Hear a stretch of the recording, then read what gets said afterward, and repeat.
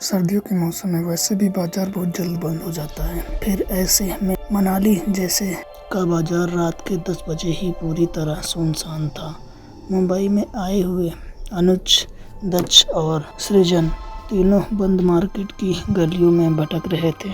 यार, जरा भी अंदाजा नहीं था कि यहाँ पर इतनी ठंड पड़ेगी और मार्केट इतनी जल्दी बंद हो जाएगा। हाँ यार, कहीं से भी बस शराब का इंतज़ाम हो जाए तो मज़ा आ जाए। यार, पिछले 1 घंटे से हम लोग गलियों पे खाक छान रहे मगर यहाँ पर कहीं भी कुछ नहीं मिला। शराब ना सही, बस शराब का बंदोबस्त हो जाए, बस शरीर को गर्मी चाहिए। कहते हुए वह जोर जोर से हंसने लगा। साले, तू नहीं सुधरेगा, हर वक्त तुझे एक ही चीज़ की तलाश रहती है। तभी अनुज को ऐसा लगा कि किसी ने उसे पुकारा।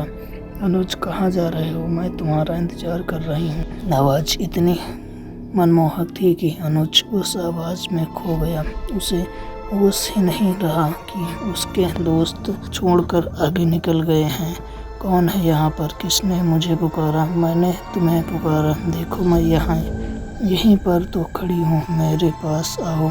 अनुज ने अंधेरे में तो आती हुई आवाज़ की ओर ध्यान से देखा तो वहाँ पर कोई लड़की खड़ी थी। हवा में लहराते उसके बाल और चमकदार आंखें उसकी खूबसूरत होने का प्रमाण दे रही थी। हवा में उसका दुपट्टा उड़कर उसके चेहरे पर आ रहा था। अनुज बिना कुछ सोचे समझे उसकी ओर बढ़ने लगा। कौन हो तुम और रात गए यहाँ अंधेरे में क्या कर रही हो? यहाँ तो मैं तुम्हारा इंतजार कर रही थी। तुम्हें ठंड लग रही है ना? गर्मी देने के लिए मैं आई हूँ, आ जाओ। अनुज समझ में नहीं आया और वह उस लड़की की ओर करीब चला गया मगर जैसे ही वह लड़की उसकी बाहों में आई, हवा के झोंके से उसका दुपट्टा उड़कर पास के पेड़ में अटक गया।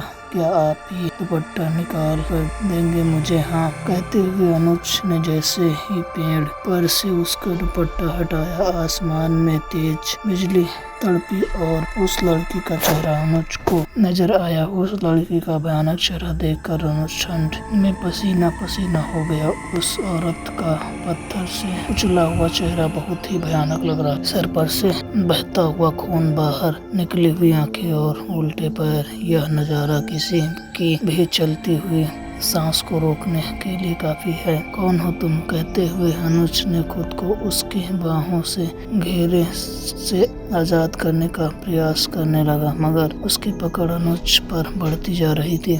आओ ना, मेरी बाहों में आओ। कहते हुए वो लड़की जोर जोर से हंसने लगी और देखते ही देखते उसने अनुज के शरीर को पूरी तरह से कुचल दिया। अगली सुबह मनाली में बाजार हड़कंप मचा हुआ था। एक और टूरिस्ट की लाश मिली थी जिस पर लाल दुपट्टा ढका हुआ था। यह सब क्या हो रहा है हमारे इलाके में? आप लोग रात गश्त के वक्त क्या करते हैं? आप में से किसी ने नहीं देखा कि उस लड़के के साथ क्या हुआ? सर, आप हमारा यकीन करिए, हमें कुछ नहीं पता। हम पूरी रात उस इलाके में ही थे मगर हमने कुछ नहीं देखा। मुझे कुछ भी नहीं पता। कह देने से सब कुछ सॉल्व नहीं हो जाता। मेरे ऊपर कितना प्रेशर है आपको अंदाजा नहीं है। इस तरह से मौत से प्रशासन का भी दबाव है हम पर। ये इस साल भर में यह चौथी घटना है। लोग मनाली आने से डरने लगे। हमें जल्द ही कातिल को ढूंढना होगा मगर सर, हमें किसी भी मौत में कोई क्लू नहीं मिलता सिवाय लाल दुपट्टे के। सर, मुझे तो लगता है कि किसी आत्मा का चक्कर है।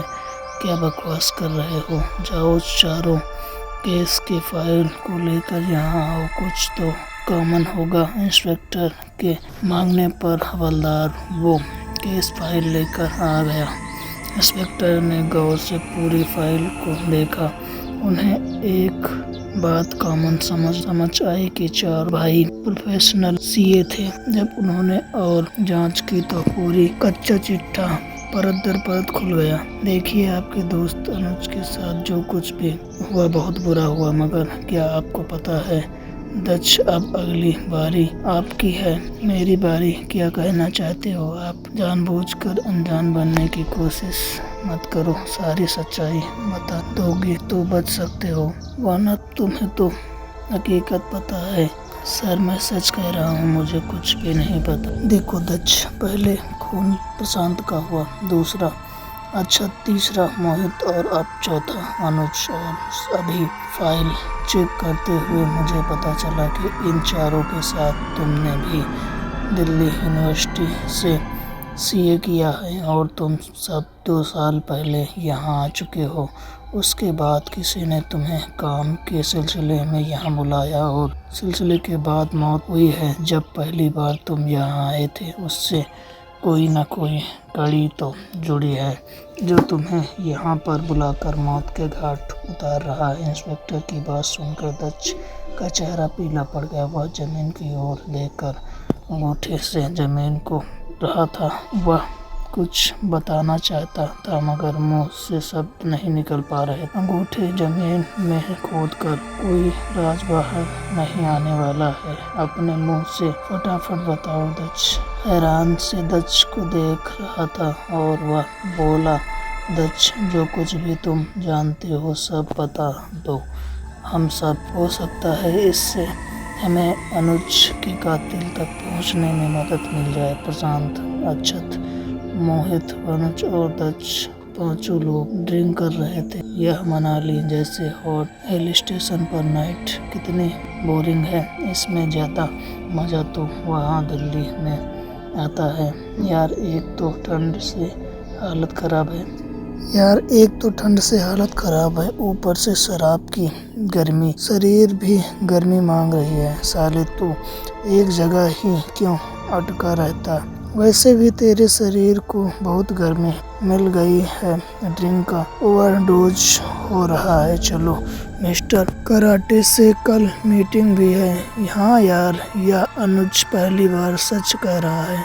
ज़्यादा ड्रिंक होगी तो ऐसा न हो कि जिस मीटिंग के लिए आए हैं उसे ही अटेंड न कर पाए। बातें करते हुए पांचों उस पब से बाहर निकले।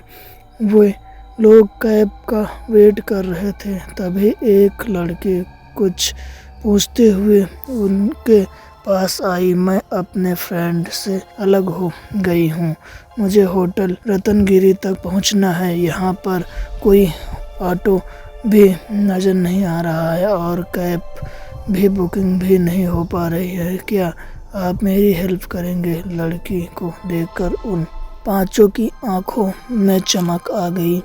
हाँ क्यों नहीं, हम भी होटल रतनगिरी में ही रुके हैं, आप हमारे साथ ही चलिए। जैसे ही वे पांचों लड़की को लेकर एक गेस्ट हाउस पहुंच गए, यहाँ पर उन पांचों के अलावा कोई भी और नहीं था। अरे ये हम लोग कहाँ आ गए हैं, हमें तो होटल रतनगिरी जाना था ना। अरे हम 5 रतन तुम्हारे सामने खड़े हैं और तुम्हें रतनगिरी जाने की पड़ी है। वे सभी लोग उस लड़की का हाथ पकड़कर ज़बरदस्ती उसके कमरे में ले गए और उसके साथ ज़बरदस्ती करने लगे। एक साथ 5 लोगों की ज़बरदस्ती वो लड़की सहन न कर पाई और मर गई।